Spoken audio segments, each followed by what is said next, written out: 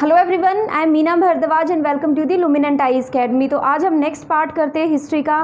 तो medieval history का एक तरह से एंड जो हम कर रहे हैं वो एंड ही है, एंड जल्दी ही जो मिडिवल हिस्ट्री या मध्यकालीन जो भारत हमने शुरू किया था वो जल्दी ही कंप्लीट हो जाएगा। उसके बाद हम मॉडर्न स्टार्ट कर देंगे। साथ ही मिडिवल हिस्ट्री के होते ही कंप्लीट होते ही मैं आपको पीडीएफ प्रोवाइड कर दूंगी। एंड हाँ, मैं आपको बताना चाहती हूँ कि जो मिडिवल हिस्ट्री हमने की है उसकी मैं आपको एक क्वेश्चन सीरीज़ भी करवाने वाली हूँ, यानी जो भी मैंने मिडिवल में पढ़ाया है उससे रिलेटेड जो क्वेश्चंस बनते हैं वो क्वेश्चंस मैं आपको करवाऊँगी। तो मिडिवल के एंड होते ही नेक्स्ट या एक दिन बाद ही हम वो जो क्वेश्चंस है वो करेंगे, जिससे कि हमारी जो मिडिवल हिस्ट्री है वो रिवाइज़ हो सके। तो उसके बाद ही हम जो मॉडर्न हमारी वो स्टार्ट कर देंगे। एक और बात कि आज जो हम करने वाले हैं वो कंसेप्चुअल बेस नहीं करेंगे, क्योंकि अभी तक हमने देखा कि मिडिवल का हम कंसेप्चुअल बेस करते आए हैं, उसकी वजह से भी हमारी वीडियोस में टाइम लगा है। तो आज जो हमारा मेन पार्ट होगा हम वो कवर करने की कोशिश करेंगे। जो मुग़ल पार्ट हम शुरू कर चुके हैं। लास्ट वीडियो हमने अकबर की बनाई थी और उससे पहले हम बाबर, हुमायूं और शेरशाह की बना चुके हैं। तो उसमें हमने जितना इम्पोर्टेंट पार्ट था मुग़ल का वो कवर करने की कोशिश की है। ज़्यादातर जैसे अकबर बहुत इम्पोर्टेंट पार्ट था या स्टार्टिंग थी जो मुग़ल की। तो अब जो नेक्स्ट पार्ट बचता है उसमें कुछ टर्म है जो इम्पोर्टेंट है एंड उनके बारे में जानना ज़्यादा ज़रूरी है। तो आपको लग सकता है कुछ पार्ट मिसिंग है या थोड़ा सा हमने कुछ स्किप किया है, वो सिर्फ इसलिए क्योंकि यहाँ पे हम कोशिश करेंगे कि जो मोस्ट इम्पोर्टेंट पार्ट है वो कवर करवा सके। साथ ही जो बचेगा वो मैं आपके क्वेश्चन के थ्रू जो हम टेलीग्राम पे डालते हैं एंड जो मैं क्वेश्चन करवाऊंगी आपको रिवीजन के, उसमें भी मैं वो क्वेश्चंस डाल लूँगी अगर यहाँ पे कुछ भी मिस हुआ मुझे लगा तो। अदरवाइज़ इसके अलावा भी अगर वो रह जाएगा तो आपको पीडीएफ जो प्रोवाइड की जाएगी उसमें आपको फुल डिटेल दी जाएगी। ओके, तो यहाँ पे हम अगला पार्ट करते हैं। पिछली जो हमारी वीडियो थी वो हमने अकबर के ऊपर करी थी। नेक्स्ट हम करते हैं उसी के बेटे जहांगीर के ऊपर।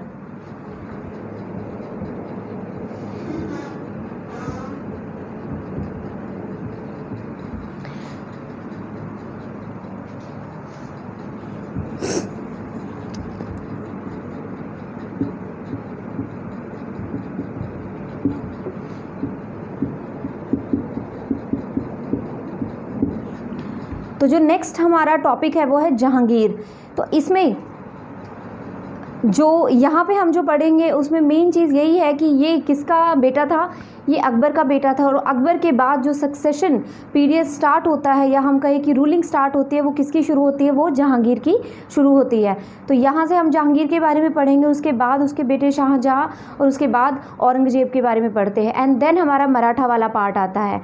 तो ट्राई करते हैं कि हम जल्दी ही इस जो हमारी मिडिवल हिस्ट्री है इसे फिनिश करें एंड जो इम्पोर्टेंट पार्ट है वो कवर कर ले। तो यहाँ पर हम जहांगीर के बारे में क्या जानते हैं कि जहांगीर अकबर का बेटा था, साथ ही उसका नाम सलीम था एंड उसने मैरिज की थी नूरजहाँ से की थी।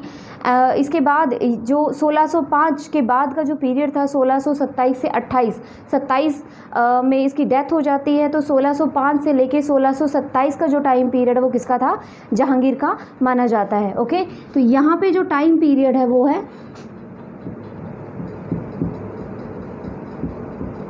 1605 से लेके 1627 तक का टाइम पीरियड जहांगीर का। तो जहांगीर के बारे में एक जो डिफरेंस हम जानते हैं जहांगीर और शाहजहाँ के बारे में। जहांगीर को पेंटर के नाम से जाना जाता था और शाहजहाँ को बिल्डर के नाम से जाना जाता था। जहांगीर का मेन काम क्या था कि वो पेंटिंग करनी शुरू कर देता था। ओके, कि जहाँ भी उसे मौका मिलता था वो पेंटिंग करनी शुरू कर देता था। और शाहजहाँ क्या करता था कि जहाँ भी उसे मार्बल मिलता था या हम कहें कि उसे मौका मिलता था मोन्यूमेंट बनाने का, तो वो बिल्डिंग या मोन्यूमेंट बनाने शुरू कर देता था। तो इसे पेंटर के नाम से जाना जाता है और उसे बिल्डर के नाम से जाना जाता है। वहीं औरंगजेब को उसकी क्रूअल पॉलिसीज़ की वजह से जाना जाता है। ओके, तो एक तरह से जहांगीर और शाहजहाँ का उतना टाइम पीरियड नहीं रहा था जितना कि जो अकबर एंड औरंगजेब का रहा था। क्यों? क्योंकि उन्होंने ज़्यादातर एडमिनिस्ट्रेशन पर ज़्यादा ध्यान दिया था as compare to Jahangir and Shahjahan. तो जहांगीर का ज़्यादा ध्यान नहीं था एडमिनिस्ट्रेशन पर, ना ही शाहजहाँ का फिर भी बेटर था, लेकिन जहांगीर का ज़्यादातर जो टाइम था वो एक तरह से हम कहें कि एडमिनिस्ट्रेशन से ज़्यादा उसकी जो painting and art and culture में गया था। तो यहाँ पे जो हम जानते हैं कि 1605 से उनका टाइम पीरियड स्टार्ट हुआ था।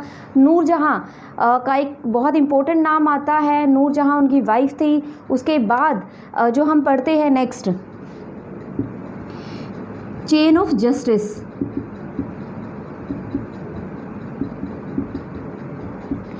चेन ऑफ जस्टिस के लिए जहांगीर को जाना जाता है। चेन ऑफ जस्टिस का मतलब क्या था, एक तरह से चेन क्या होती है, जंजीर होती है, और यहाँ पे हम कहें कि एक बेल लगवाई थी उन्होंने दीवार में, एक बहुत बड़ी बेल जिसे हम घंटे के नाम से जानते हैं, वो लगवाई थी ताकि किसी को भी अगर कोई प्रॉब्लम हो तो वो उसे बजा सके और जो राजा होगा वो उनकी सुनेगा। यानी एक तरह से इसने न्याय की तरफ ज़्यादा ध्यान दिया था, जस्टिस की तरफ ज़्यादा ध्यान दिया था। तो ये जो चेन ऑफ जस्टिस थी, एक तरह से कि उन्हें जस्टिस मिलना ज़रूरी है, तो था लगाया था, लेकिन उतनी हिम्मत लोगों की नहीं होती थी कि वो उस बेल को क्या कहते हैं प्रेस कर पाए। ओके, तो यहाँ पे नेक्स्ट जो हम जहांगीर के बारे में जानते हैं वो यही है कि इसके बाद नूरजहाँ उसकी वाइफ थी, ना सिर्फ ब्यूटीफुल थी, इवन इंटेलिजेंट भी थी। तो उसने क्या किया था, एक तरह से पर्शियन कल्चर को, एक कल्चर की शुरुआत की थी, आर्ट एंड कल्चर की शुरुआत की थी, ना सिर्फ ड्रेस पे या हम कहें कि मैनर्स वगैरह भी कोर्ट में वही लेके आई थी। तो जहांगीर एक बार जब बीमार हो गया था तो उसके बाद जो डोमिनेट किया था वो नूरजहाँ ने ही किया था। ओके, तो एक तरह से उसने ही जितना भी जो एडमिनिस्ट्रेशन था वो सारा का सारा संभाला था। तो काफ़ी इंटेलिजेंट मानी जाती थी एंड एडमिनिस्ट्रेशन के लिए भी एक वो इम्पोर्टेंट जो था रोल प्ले करती थी। तो यहाँ पे ये चीज़ें तो है ही कि वाइफ हो गई नूरजहाँ,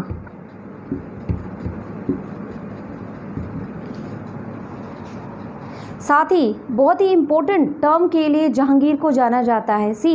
पोर्तुगीज़ तो थे ही, आ चुके थे, हमने विजयनगर में पढ़ा है, लेकिन वहाँ पे क्या हुआ था कि थोड़ा इनमें एक तरह से अनबन होनी शुरू हो गई थी मुग़ल में और पोर्तुगीज़ में। तो वहाँ पे क्या हुआ था कि उन्होंने एक अटैक कर दिया था मुग़ल की शिप पर। तो उसके बाद जहांगीर उनके अगेंस्ट हो गया था एंड पोर्तुगीज़ को आगे परमिशन नहीं मिली थी। लेकिन जो यूरोपियंस, जो बाकी यूरोपियंस या हम कहें कि इंग्लिश या ब्रिटिश जो थे, उन्होंने ये सही मौका उन्हें नज़र आया और उन्होंने क्या किया कि वो जहांगीर के कोर्ट में पहुंच गए। तो यस, दो जो मोस्ट इम्पोर्टेंट टर्म हम पढ़ते हैं कि यूरोपियंस का आना, सबसे पहले यानी ब्रिटिश या हम कहें ईस्ट इंडिया की कंपनी की जो शुरुआत होती है वो जहांगीर से ही होती है, जहांगीर के कोर्ट से होती है। तो सबसे पहले जो हम नाम पढ़ते हैं वो कैप्टन विलियम हॉकिंस का पढ़ते हैं। 1608 में वो परमिशन लेने आया था जहांगीर के कोर्ट में एंड उसके बाद जो था सर थॉमस रॉय, वो 1615 में परमिशन लेने आया था, जो कि जेम्स किंग वन, जो कि इंग्लैंड का किंग था उस टाइम पे, जेम्स किंग फर्स्ट या वन आप कह सकते हैं। तो वो उसका एम्बेसडर था, एक हम कहते हैं जो राजदूत था, वो परमिशन लेने आया था एंड उसे परमिशन उस टाइम तो नहीं दी गई थी, लेकिन उसके थोड़े टाइम के बाद उसे परमिशन मिल गई थी। और उस परमिशन के बाद क्या किया था, उसने सूरत में एक अपनी हम कहें कि इंडस्ट्री या हम कहें कि स्टार्टिंग कर दी थी। ओके, यानी वहाँ से जो ब्रिटिश थे उनकी शुरुआत हो गई थी। तो जो दो इम्पोर्टेंट नाम हम पढ़ते हैं जहांगीर के टाइम में, वो एक तो कैप्टन विलियम हॉकिंस। ओके, तो चेन ऑफ जस्टिस के लिए तो जाना ही जाता है, इसे जंजीर ए अड़ाई भी कहा जाता है, जंजीर ए अड़ाई।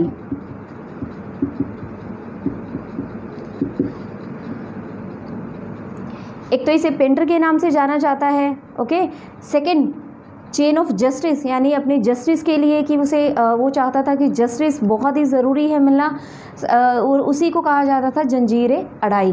जबकि ऐसा नहीं है कि पूरी तरह से वो जस्टिस का ही पालन करते थे। क्यों?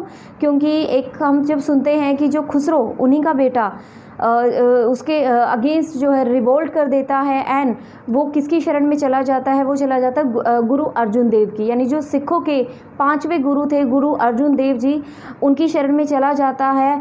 तो तब क्या होता है कि जहांगीर क्योंकि उसके अगेंस्ट एक रेबल जो उसका बेटा तैयार हो गया था अमीर खुसरो, उसको शरण, उसको पनाह देने की वजह से जो है जो गुरु अर्जुन देव जी थे उनको मार दिया जाता है, उन्हें बुरी तरह से मार दिया जाता है। तो एक तरह से यहाँ पे हम उनके बारे में भी थोड़ा सा जानते हैं। ओके, तो पेंटर साथ ही चेन ऑफ जस्टिस, ओके, जिसे जंजीर अडाई भी कहा जाता था। उसके बाद जो वाइफ थी वो नूर जहाँ थी, जो कि पर्शियन कल्चर या हम कहीं पर्शियन आर्ट एंड कल्चर को जहांगीर के कोर्ट में या मुग़ल कोर्ट में लेके आई थी। Okay,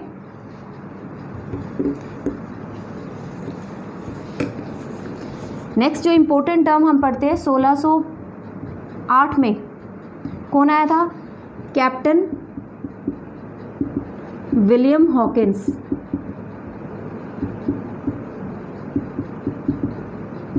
captain William Hawkins permission लेने आया था। क्या था? ईस्ट इंडिया कंपनी का क्या कहते हैं, एक तरह से इसे उस टाइम पे हेड माना जा रहा था। तो ये ईस्ट इंडिया कंपनी की ओर से आया था, परमिशन लेने आया था। ओके, किसके कोर्ट में आया था? ये जहांगीर के कोर्ट में आया था।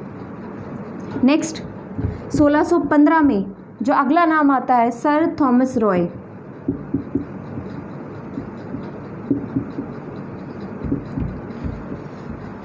वो एम्बेसडर था, किसका एम्बेसडर था? Ambassador of James king one. James king one. Okay, sir Thomas Roy ambassador of James king one England में। तो पहले कैप्टन विलियम हॉकिंस आए, 1608 में एक फरमान लेके आए थे ईस्ट इंडिया कंपनी का, और उसके बाद ये क्या करने आए थे? परमिशन लेने आए थे। तो जो कैप्टन विलियम हॉकिंस था उसे 400 मनसब दिए गए थे। And then sir Thomas Roe, आप इससे याद रखने के लिए याद रख सकते कि एच पहले आया था एंड आर बाद में आया था। ओके, तो इससे आपको याद रहेगा कि हॉकिंस पहले आया और आर जो था वो बाद में आया। ओके, और ये 1608 से 1608 टाइम था और इसका 1615 था। तो यहाँ पे क्या होता है कि इसे परमिशन कुछ टाइम तो नहीं मिलती, उसके बाद परमिशन मिल जाती। कहाँ पे? सूरत में अपनी इंडस्ट्री लगाने के लिए एक तरह से उसे परमिशन मिल जाती। किससे मिलती है? मुग़ल एम्परर जहांगीर से। Okay, captain William Hawkins and sir Thomas Roy. William Hawkins,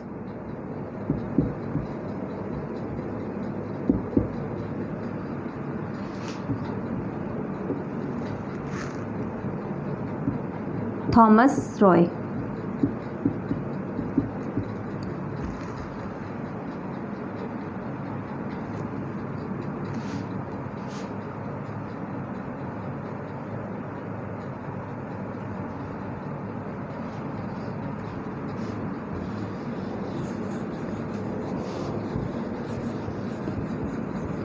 next जो हम बात करते हैं उसका अगला एक पॉलिटिकल की हम बात करें, हम प्रशासन की अगर हम बात करें जहांगीर की, तो उस टाइम पे जो सबसे इम्पोर्टेंट जो था कि वहाँ पे जो मेवाड़ के जो राणा थे, ओके, उन्होंने एक तरह से खुद को सबमिट कर दिया था किसके रेन में?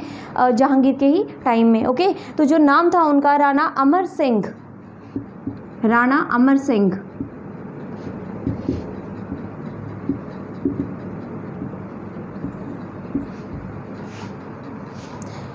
तो ये मेवाड़ के राणा थे, इन्होंने एक तरह से सबमिट कर दिया था खुद को, एक तरह से सबमिशन हो गया था इनका जहांगीर के कोर्ट में।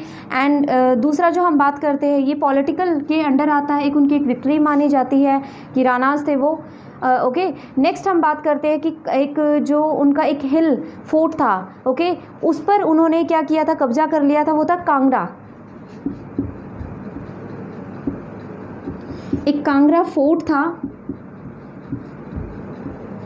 तो उसको कॉन्कर कर लिया था। साथ ही एक जो उनका पार्ट था अहमदनगर का, उसको भी उन्होंने कॉन्कर कर लिया था। तो अहमदनगर का कुछ पार्ट था, साथ ही कांगड़ा फोर्ट था, उसे एक तरह से इन्होंने कॉन्कर कर लिया था, और ये 1620 में किया गया था।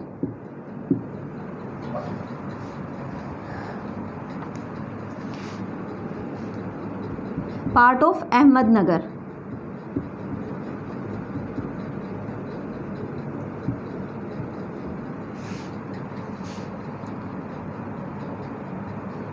तो एक तरह से जो मेवाड़ के राणा थे उन्हें हरा दिया था, कांगड़ा फोर्ट को कॉन्कर कर लिया था, जीत लिया था, एंड पार्ट ऑफ अहमदनगर को भी एक तरह से एनेक्स कर लिया था या कॉन्कर कर लिया था। ओके, नेक्स्ट जो हम इनके बारे में पढ़ते हैं वो यही है कि एक तरह से इन्होंने इनके अगेंस्ट कुछ रिवोल्ट या इन्हें बहुत से रिवोल्ट का सामना करना पड़ा, इनके अगेंस्ट इनके ही बेटे हो गए थे।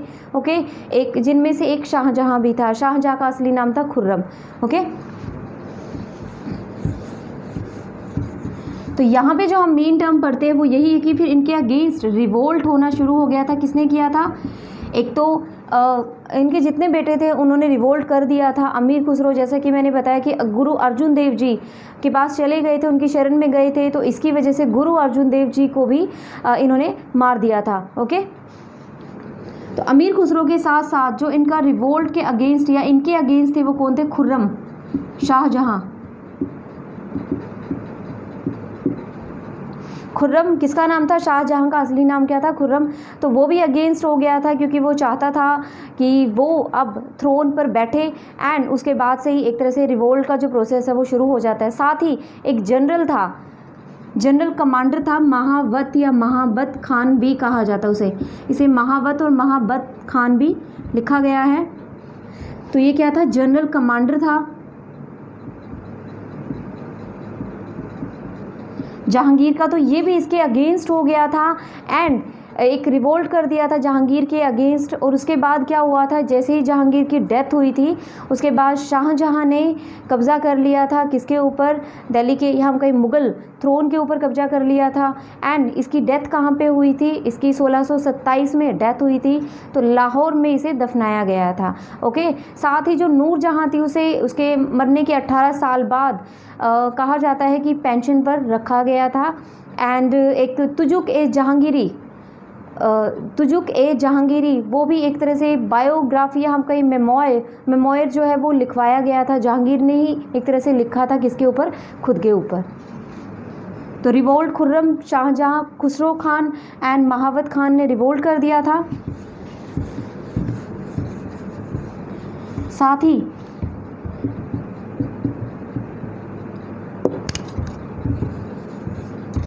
तुजुक ए जहांगीरी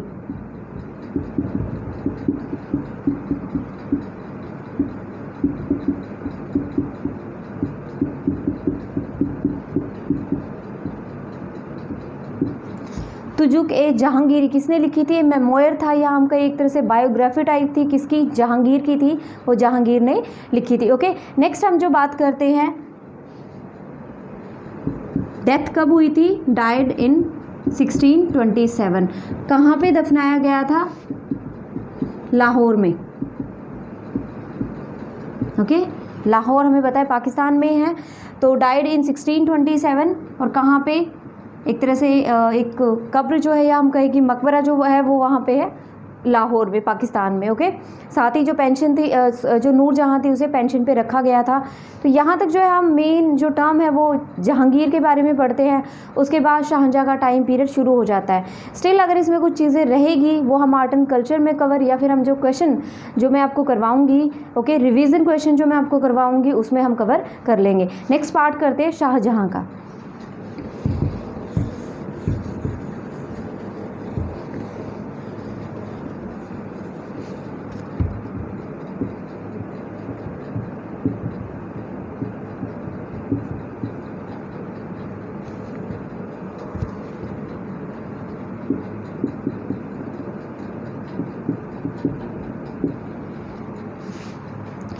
ओके, तो 1627 तक जो टाइम पीरियड था वो था जहांगीर का, 1605 से 27 तक का।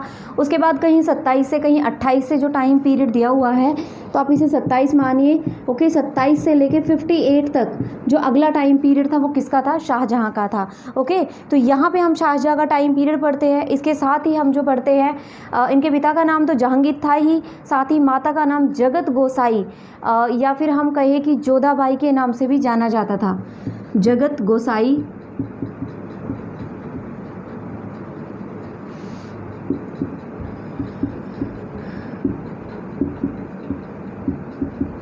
जो कि एक अम्बेर की प्रिंसेस थी। ओके क्योंकि जो जहांगीर था उसने जो अम्बेर की प्रिंसेस थी एंड कछवाहा की प्रिंसेस से भी मैरिज की थी। तो शाहजहां की जो माता थी उनका नाम था जगत गोसाई एंड जोधा भाई के नाम से उन्हें जाना जाता था। इनके पिता का नाम था जगत सिंह, इनके नाम से आप जान सकते हैं। तो राजा जगत सिंह की ये बेटी थी। नेक्स्ट हम बात करते हैं कि इसके बाद जब इसका टाइम पीरियड शुरू होता है शाहजहां का, तो सबसे मेन चीज़ जो उसे प्रॉब्लम फेस करने को मिलती है वो बुंदेलखंड एंड उसके बाद जो डेक्कन से उसके सामने प्रॉब्लम खड़ी होती है। सबसे स्टार्टिंग में जो बुंदेलखंड के हम कहें बुंदेला ऑफ ओरछा के जो बुंदेला थे वो उसके अगेंस्ट हो जाते हैं एंड साथ ही डेक्कन से भी उसके अगेंस्ट हो जाते हैं काफ़ी। तो वहाँ पे शाहजहां को काफ़ी प्रॉब्लम होती है।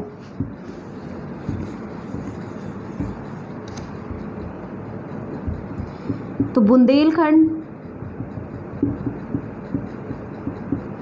यानी हम कहें कि बुंदेला ऑफ ओरछा,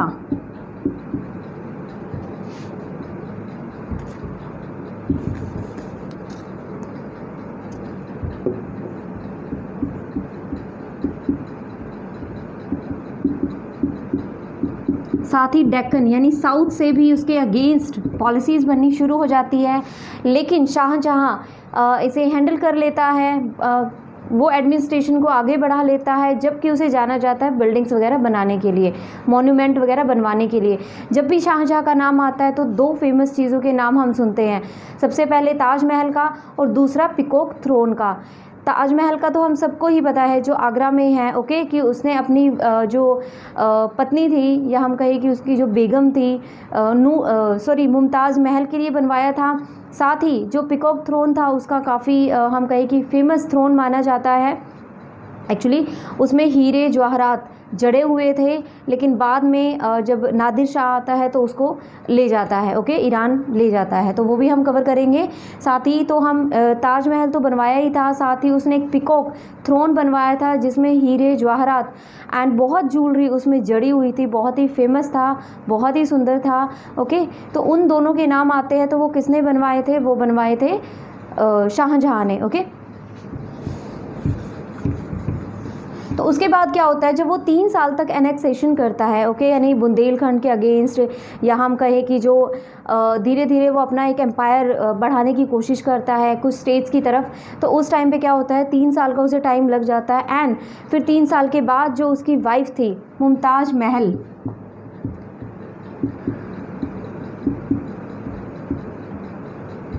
उसकी डेथ हो जाती है। तो 1631 में, ये टाइम पीरियड हम क्यों पढ़ रहे हैं, क्योंकि इस टाइम से ही लिंक है ताजमहल का। तो 1631 में डेथ होती है मुमताज़ महल की और 1632 में बनता है ताजमहल। कहाँ पे? ये आगरा में। तो ये अपने मार्बल के लिए बहुत ही ज़्यादा फेमस है, अंदर जो उसमें जो कारीगरी की गई है उसके लिए बहुत फेमस है। तो हमारे 8 अजूबों का भी एक पार्ट है ये, सबसे फेमस हम कहें, ओके। तो 1632 में ताजमहल बनवाया गया था और 1631 और 32 का ही टाइम था जब शाहजहां ने पोर्तुगीज़ के अगेंस्ट, या हम कहें कि शाहजहां ने पोर्तुगीज़ को हराया था।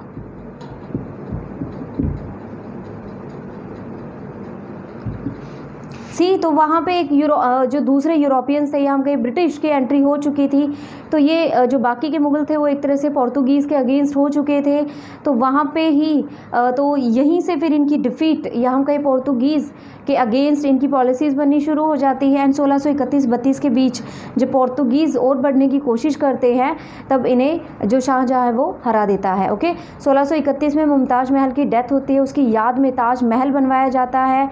साथ ही ये 1632 में बनवाया जाता है, आगरा में बनवाया जाता है। और कहा जाता है कि जब शाहजहां की डेथ हुई थी तो उसे भी मुमताज़ महल के साइड में ही, यानी एक वहाँ पे ही एक मकबरा बनवा के दफनाया गया है, यानी उसी की साइड में उसे भी वहीं पे दफनाया गया है, okay.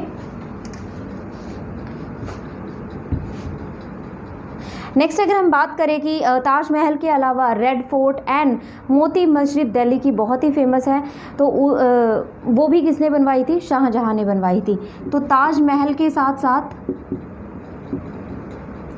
Red fort, Lal Qila and Moti Masjid, ये मोती मस्जिद दिल्ली में है, ये किसने बनवाई थी? ताजमहल, रेड फोर्ट, मोती मस्जिद, ये भी किसने बनवाई थी? ये तीनों ही शाहजहाँ ने बनवाई थी। ओके, तो नेक्स्ट जो हम करते हैं, तो यहाँ पे 1631 में मुमताज़ महल की याद में ताजमहल बनवा लिया गया है। उसके बाद आगे उन्होंने पोर्तुगीज़ को हरा दिया है एंड एक तरह से ब्रिटिश भी थे वो आने शुरू हो चुके थे। एंड यहाँ से एक तरह से हम देखें तो जहांगीर के टाइम से एक मॉडर्न हिस्ट्री की शुरुआत हो चुकी है। एंड इसके बाद जो हम अगला पढ़ते हैं कि इसके भी कुछ जो बेटे थे वो आपस में ही एक तरह से रिवोल्ट करते हैं, आपस में युद्ध करते हैं, जिसे वॉर ऑफ सक्सेशन कहा जाता है, ताकि थ्रोन को पाने के लिए कि कौन उस थ्रोन के लायक है। तो इसका जो बेटा होता है औरंगजेब, वो एक तरह से सबसे एबल माना जाता है थ्रोन के लिए, क्योंकि वो अपने भाइयों को हरा देता है एंड दारा शिकोहा को मार देता है, क्योंकि दारा शिकोहा जो था वो एक रिलीजियस में ज़्यादा बिलीव रखता था। एक हम कहें कि उसने उसके बारे में पढ़ते हैं आगे। तो यहाँ तक जो हम पढ़ रहे हैं वो शाहजहाँ का पार्ट था। ओके, अच्छा, नेक्स्ट एक इम्पोर्टेंट चीज़ जो हम पढ़ते हैं इसके साथ ही, तो जो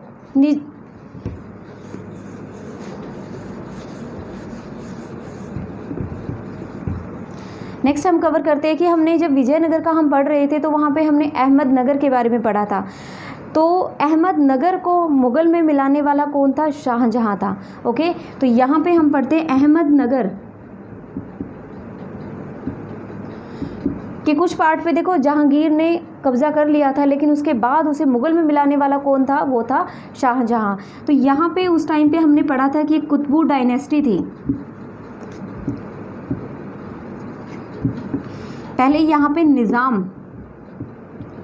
निज़ामी डायनेस्टी थी, उसे अपने में मिला लिया जाता है। ओके, निज़ामी डायनेस्टी को मुग़ल में मिला लिया जाता है। उसके बाद ये बढ़ जाता है बीजापुर और गोलकुंडा की तरफ। ओके, तो वहाँ तक एनेक्सेशन करने की कोशिश करता है एंड कुछ पार्ट तक कर भी लेता है। तो नेक्स्ट जो हम पढ़ते हैं इसी के टाइम पे एक तरह से डेक्कन का पार्ट भी इनके कंट्रोल में होता है। अहमदनगर, डेक्कन एंड जो अपर जो पार्ट होता है, कुछ पार्ट होता है, क्योंकि जहांगीर और शाहजहाँ के अंडर में सारा भारत नहीं था, लेकिन हाँ, जिस तरह से अकबर के अंडर में सारा भारत था, पूरे भारत पे एक तरह से उन्होंने कब्ज़ा कर लिया था, वैसे औरंगजेब ने एक अपनी पॉलिसीज़ या हम कहें कि उसके एडमिनिस्ट्रेशन में ज़्यादा ध्यान होने की वजह से उसने पूरे भारत पर कब्ज़ा कर लिया था। तो लेकिन जहांगीर और शाहजहाँ पूरे भारत तक नहीं पहुँच पाए थे। तो डेक्कन का कुछ पार्ट एंड जो सेंट्रल इंडिया था या हम कहें कि नॉर्थ इंडिया था। साथ ही शाहजहाँ ने कंधार, जो कि जहांगीर उस पर कब्ज़ा नहीं कर पाया था, लेकिन शाहजहाँ ने कंधार को यानी अफ़गानिस्तान में जो था वहाँ तक एक तरह से विजय हासिल कर ली थी, उसे भी अपने कब्ज़े में कर लिया था। तो अहमदनगर के साथ ही कंधार, ये था अफ़गानिस्तान में।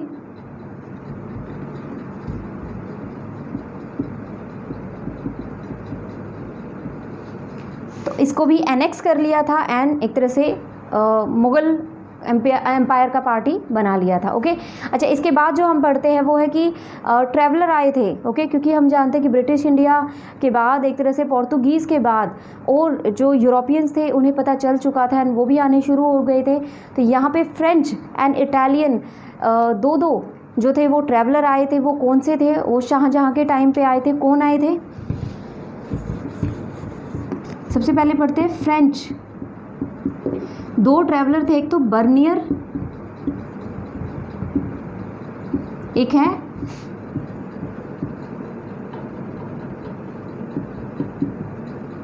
एक हम जो नाम पढ़ते हैं वो ट्रेवरनियर पढ़ते हैं। ओके, बर्नियर एंड ट्रेवरनियर, ये दो नाम हम पढ़ते हैं। ये फ्रेंच ट्रैवलर थे, फ्रेंच ट्रैवलर।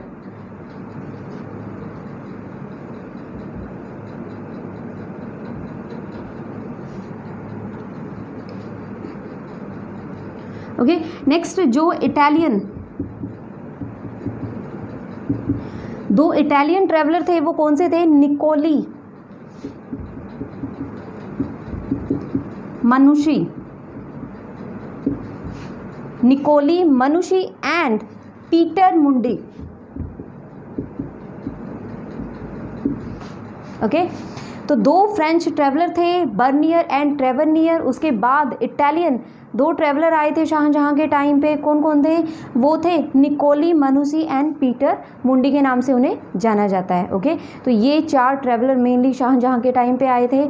उसके बाद जो हम नेक्स्ट पार्ट पढ़ते हैं उसमें से कुछ रिवोल्ट है कि कुछ रिवोल्ट हुए थे जो इसके अगेंस्ट तो थे ही, साथ ही कब्ज़ा जिन जिन जगह पे किया था उनके बारे में पढ़ते हैं। सी वो लिस्ट मैं आपको प्रोवाइड कर दूंगी, या तो क्वेश्चन में ही हम क्वेश्चन कर लेंगे उसके ऊपर, या फिर मैं आपको नोट्स टेलीग्राम पे प्रोवाइड कर दूंगी। ओके, तो यहाँ तक का जो पार्ट है हमारा शाहजहाँ का पार्ट है जो हम पढ़ते हैं मेनली। ओके, नेक्स्ट हम पार्ट कवर करते हैं औरंगजेब का।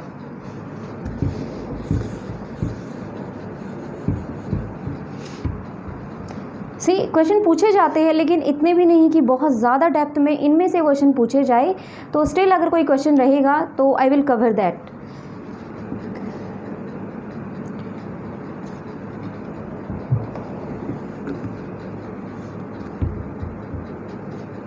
नेक्स्ट जो हम नाम पढ़ते हैं वो है औरंगजेब।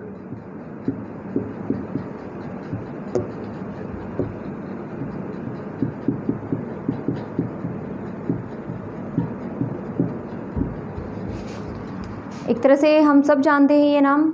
ओके, तो औरंगजेब अपनी क्रूअल पॉलिसीज़ के लिए जाना जाता था एंड एक तरह से माना जाता है कि इसका जो रेन पीरियड था या हम कहीं जो रूलिंग पीरियड था वो अकबर के इक्वली था। 49 पीरियड जो है इसका माना जाता है 1658 से 1707 तक का।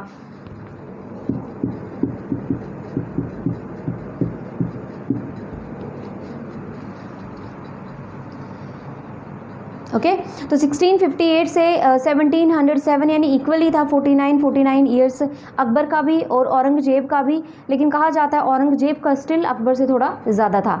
तो यहाँ पे जो हम बात करते हैं औरंगजेब के बारे में काफ़ी कुछ हमें मिलता है पढ़ने को, क्योंकि वो लास्ट रूलर नहीं कहेंगे लास्ट एक तरह से, पर ये कहेंगे कि मुग़ल डायनेस्टी का हम कहें कि वंशज जो था वो लास्ट कौन था? औरंगजेब था। ओके, तो यहाँ पे औरंगजेब के बारे में एक मेन जो हम सबसे मेन जानते हैं कि उसकी जो पॉलिसीज़ थी वो काफ़ी एक तरह से क्रूअल थी, साथ ही वो ज़्यादा एक हम कहें कि ऑर्थोडॉक्स मुस्लिम था। ओके,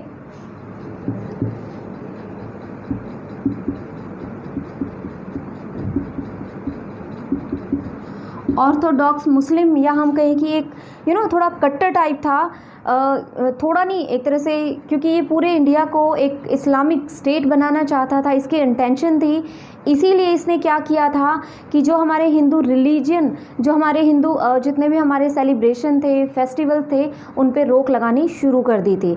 ओके, तो एक तरह से सबसे पहले, खैर उसे हम पढ़ेंगे, लेकिन सबसे पहले जो हम मेन चीज़ पढ़ते हैं कि शाहजहाँ के जो 5 बेटे हुए उनमें से ये एक था, वो आपस में ही लड़ते रहे थे।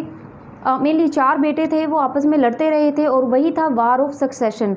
वो मैं आपको करवा दूंगी। तो वॉर ऑफ सक्सेशन में आप जो नाम पढ़ते हैं लाइक कि आपस में ये लड़ते रहे थे, जो 4 नाम हम मेन पढ़ते हैं वो सबसे पहले एक जो औरंगजेब है, दारा शिकोहा, साथ ही शाह शुजा के नाम से एंड मुराद, ये 4 नाम थे। उनमें से जो औरंगजेब था वो जीत जाता है एंड आगे जो शासन करता है वो औरंगजेब करता है। ओके, तो दारा शिकोहा को ये मार देता है। दारा शिकोहा के इसका ही भाई था। उसके बारे में क्या जानते हैं कि वो रिलीजियस की तरफ ज़्यादा ध्यान था। एक तरह से जब हम शैवाइट वैष्णवाइट पढ़ते हैं तो वहाँ पे जब हम सूफ़ी संत या हम कहीं सूफीज़म के जब बारे में हम पढ़ते हैं तो दारा शिकोहा का भी एक नाम आता है। तो मैंने बताया था कि वो मुग़ल पीरियड का था, तो उसने भी एक तरह से सूफीज़म की तरफ बढ़ गया था वो, लेकिन वो चाहता था, थ्रोन भी चाहता था, तो इसलिए इनके बीच में जो था एक वॉर हुआ था। ओके, तो और दारा शिकोहा ही था जिसने ट्रांसलेशन किया था उपनिषद, हम कहें कि रामायण महाभारत का एक ट्रांसलेशन जो किया था वो किसने किया था? दारा शिकोहा ने ही किया था। ओके, नेक्स्ट अगर हम करें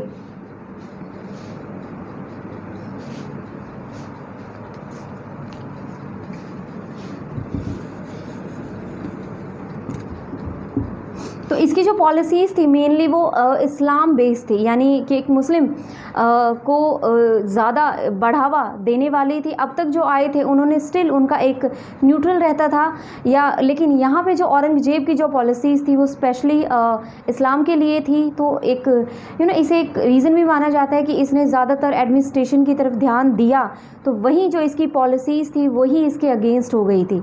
इसकी वजह से इसके अगेंस्ट बहुत सारे रिवोल्ट होने शुरू हो गए थे। इसने क्या किया था, एक तरह से पहले तो सबसे पहले खुद को आलमगीर का टाइटल दे दिया था। यानी आलमगीर का मतलब एक तरह से एम्पिरर ऑफ हिंदुस्तान ही होता है कि भाई मैं ही हूँ, अब जो भी हूँ। ओके, नेक्स्ट हम जो बात करते हैं उसके बाद इसकी कुछ पॉलिसीज़ थी। Okay, Deccan policies and religious policies के लिए जाना जाता है इसे। इसके साथ ही सबसे मेन जो हम बात करते हैं इसका मिलिट्री जो कैंपियन था।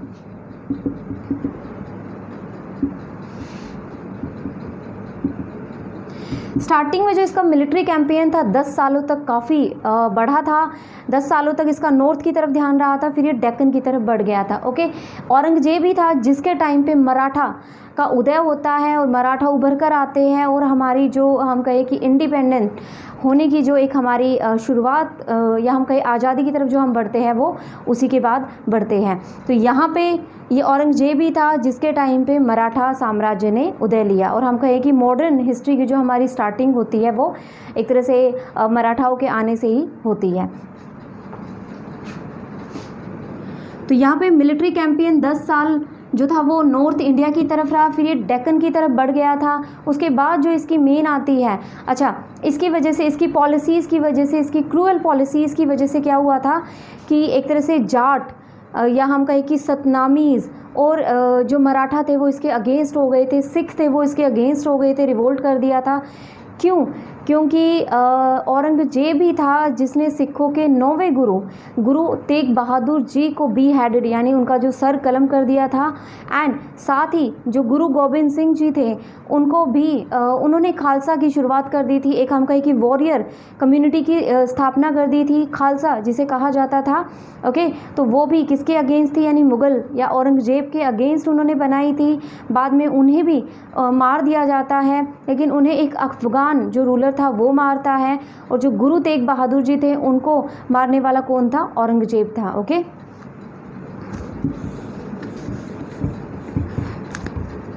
तो रिलीजियस पॉलिसी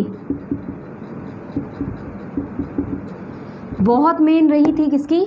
औरंगजेब की। ओके, सबसे पहले हम बात करते हैं कि इसने क्या किया था, डिस्ट्रक्ट कर दिए थे जितने टेंपल थे, डिस्ट्रक्टेड हिंदू टेंपल।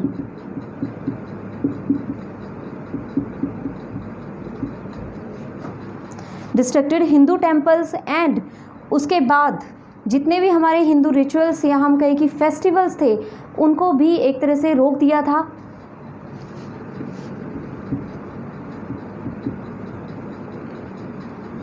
सिर्फ हिंदू ही नहीं, यानी एक हम कहें कि जो मुस्लिम फेस्टिवल होते उसके अलावा जितने भी थे उन्हें एक तरह से बैन करना शुरू कर दिया था। रिचुअल्स, फेस्टिवल्स बैन कर दिए थे। साथ ही सती प्रथा को भी बैन कर दिया था।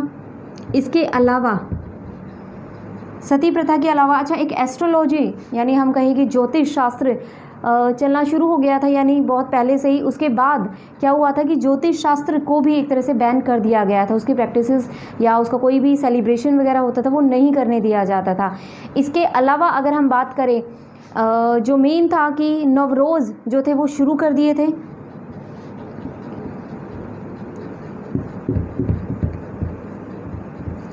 नवरोज़ क्या होते हैं? एक तरह से फेस्टिवल होता है, मुस्लिम फेस्टिवल के नाम से हम इन्हें जानते हैं। नौरोज़ एक उनका फेस्टिवल होता है।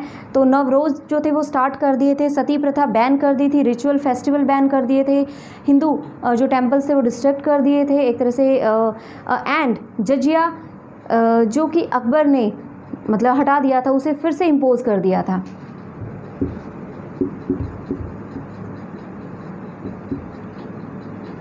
जजिया को इम्पोज किया, साथ ही पिलग्रिम टैक्स। जजिया एंड पिलग्रिम टैक्स को फिर से री इम्पोज कर दिया था। ओके, तो ये रिलीजियस पॉलिसी थी, इसके अगेंस्ट बहुत सारे रिवोल्ट हुए, Jat revolt, Satnami revolt and Sikh revolt, and साथ ही जो साउथ के इसने गोलकोंडा और बीजापुर की तरफ बढ़ना जो शुरू कर दिया था, तो वहाँ पे भी, और मराठा जो अगेंस्ट हो गए थे वो औरंगजेब की इस कट्टरवाद की वजह से, उसकी इस पॉलिसीज़ की वजह से, उसकी क्रूअल पॉलिसीज़ की वजह से उसके अगेंस्ट वो हो गए थे। ओके, तो बहुत सारे रिवोल्ट हो गए थे।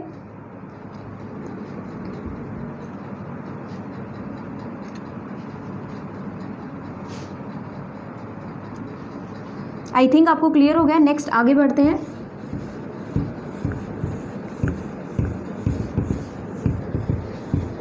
तो पहले उसने नॉर्थ की तरफ किया, फिर वो डेक्कन की तरफ बढ़ गया, और डेक्कन की तरफ बढ़ते ही क्या हुआ था, जब वो गोलकुंडा और बीजापुर की तरफ बढ़ा तो वहाँ पे जाने का एक रीज़न यही था कि मराठा का उदय हो चुका था, इसे मराठा के बारे में पता लग चुका था, शिवाजी महाराज के बारे में पता लग चुका था, एंड इसने डेक्कन की पॉलिसीज़ बनानी शुरू कर दी थी।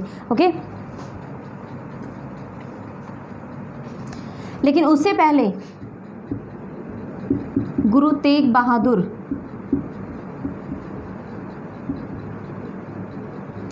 ठीक है, गुरु तेग बहादुर जी को, साथ ही गुरु गोबिंद सिंह,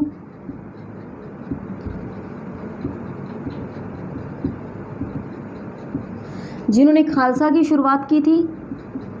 खालसा एक तरह से वॉरियर कम्युनिटी थी जो जिसे आप जानते हैं कि वो कृपाण वगैरह जो रखते हैं एक तरह से।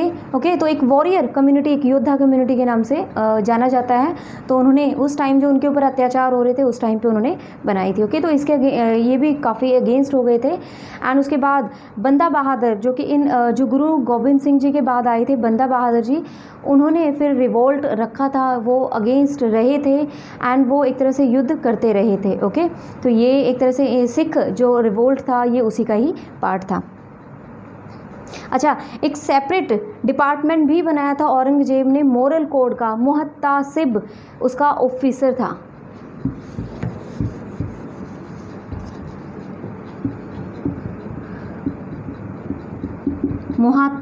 मुहतासिब एक ऑफिसर था, एक हम कह सकते कि हेड था। किसका था? मोरल कोड एक बना दिया था। किसने? औरंगजेब ने। किसके अंडर में? उसका जो हेड था वो कौन था? उसे क्या कहा जाता था? मुहतासिब। Moral code.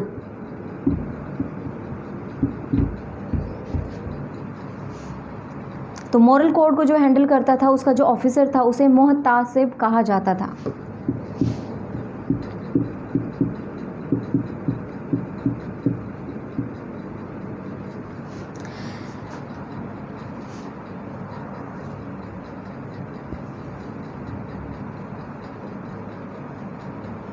ओके, तो यहाँ तक हम जो पढ़ते हैं वो औरंगजेब के बारे में पढ़ते हैं। स्टिल इसमें थोड़ा सा पार्ट और रहता है कि उसकी जो पॉलिसीज़ थी, ओके, रिलीजियस पॉलिसी हो गई।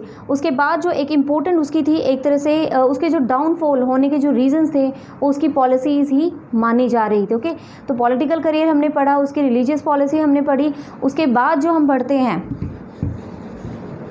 एक तरह से उस टाइम पे ही 1679 में एक नादिर शाह एनेक्स करता है, या नादिर शाह एंड अहमद शाह अब्दाली जो है भारत पे अटैक करता है उस टाइम पे। ओके, तो वो क्या करता है, नादिर शाह उस टाइम पे लूट के ले जाता है किसको? पीकॉक थ्रोन को, जिसे तख्त ए तौस भी कहा जाता है। तो जो पीकॉक थ्रोन था उसे लेके जाने वाला, ईरान ले जाने वाला, एंड कोहिनूर जो हमारा डायमंड था उसे भी नादिर शाह ही लेके गया था। ओके, तो 1679 में, यस 1679 में नादिर शाह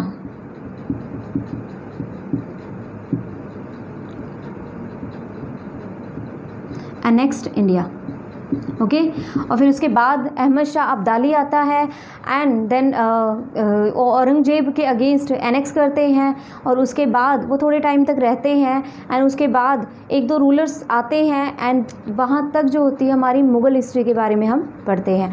ओके, लेकिन इससे पहले ये तो थी कि डाउनफॉल का पार्ट है कि कैसे मुग़ल जो थे वो डाउनफॉल होने शुरू हुए थे, यानी गिरना शुरू हो गया था। तो मुग़ल एम्पायर गिरना शुरू हो गया था औरंगजेब के एंड होते होते, यानी उसकी डेथ तक पहुंचते पहुंचते एक तरह से मुग़ल जो शासनकाल था वो एंड हो चुका था। लेकिन उसके एंड होने से पहले उसका एक इम्पोर्टेंट रोल रहता है, वो मराठा के साथ रहता है। ओके, तो ये तो था कि डाउनफॉल होना कैसे शुरू हुआ, उसकी जो रिलीजियस पॉलिसीज़ थी, बहुत सारे रिवोल्ट उसके अगेंस्ट हो गए थे। साथ ही बहुत से जो रीजनल क्या हम कहें कि जो रूलर थे वो उभरने शुरू हो गए थे इसकी पॉलिसीज़ की वजह से, तो इसलिए भी एक तरह से, और साउथ में भी इसके अगेंस्ट हो गए थे काफ़ी।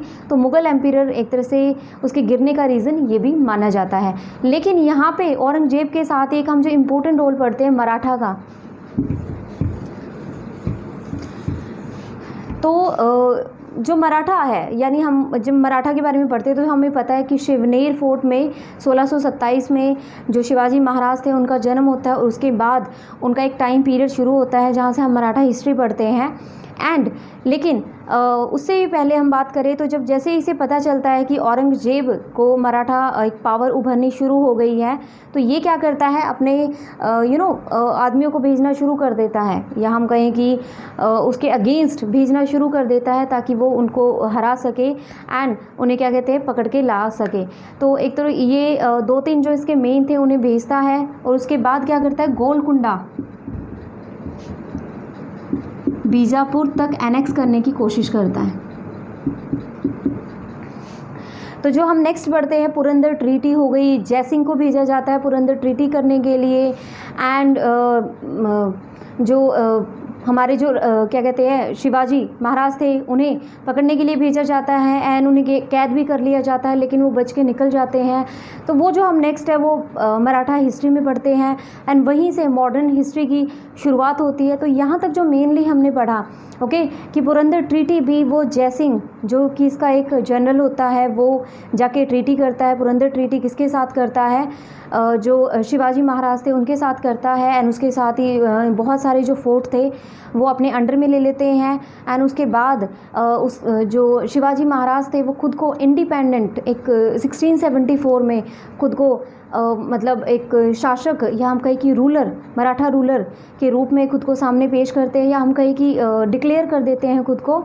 उसके बाद 16 जब वो कुछ पार्ट को एनेक्स करके आ रहे होते हैं तब 1680 में उनकी मृत्यु हो जाती है। तो 1680 तक का जो टाइम पीरियड हम मराठा के बारे में या हम कहें कि शिवाजी महाराज के बारे में पढ़ते हैं। उनके बाद उनके बच्चे आते हैं, उनके पुत्र आते हैं। ओके, तो थोड़े टाइम तक जो है मराठा रहते हैं, क्योंकि मेन जो पार्ट था लेकिन वो मराठा का शिवाजी महाराज तक का हम पढ़ते हैं। ओके, तो इसके साथ ही जब हम मराठा का क्लियर करेंगे तो उसके साथ ही जो हम पुरंदर ट्रीटी है एंड जो 1-2 पार्ट है औरंगजेब का वो कवर करेंगे। नेक्स्ट हमारा एक तरह से मॉडर्न ही है कि हम शिवाजी महाराज के बारे में यानी मराठा के बारे में पढ़ेंगे, उसके साथ ही हम मॉडर्न हिस्ट्री का भी पढ़ेंगे। ओके, तो यानी हमारी मॉडर्न जो हिस्ट्री है वो अगले लेक्चर से स्टार्ट हो जाएगी। तो यहाँ तक हमारी ऑलमोस्ट हमने मिडिवल जो थी वो कंप्लीट कर ली है। साथ ही मैंने आपको बताया कि हम क्वेश्चन स्टार्ट करेंगे, रिवीजन क्वेश्चंस की जितना भी हमने मिडिवल में पढ़ा है तो उसके जो क्वेश्चंस होंगे वो करेंगे। ओके, तो आपको वीडियो कैसी लगी प्लीज़ बताइएगा, like it, subscribe it and share it. साथ ही जो कुछ रह गए हैं वो हम कवर कर लेंगे क्वेश्चंस में, या फिर मैं आपको जब PDF दूंगी तो उसमें प्रोवाइड कर दूंगी। Okay, thank you so much.